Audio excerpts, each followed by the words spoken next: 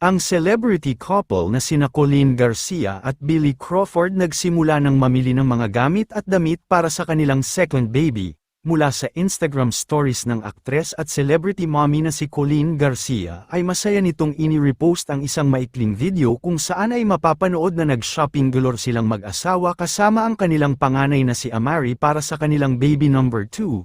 Ilang linggo na nga lamang ang kanilang hinihintay bago manganak si Colleen Garcia at tamang-tama nga ang pagkakataon dahil kakabalik lamang ni Billy Crawford mula sa France kaya naman hindi na nila pinalagpas ang pagkakataon at agad na silang nag-shopping para sa mga kailangan ni baby number 2.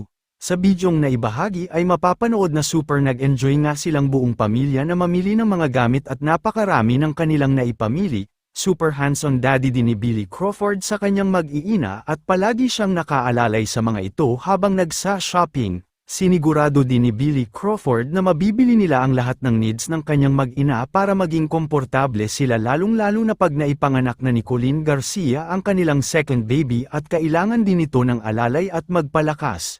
Narito panuurin natin ang buong video.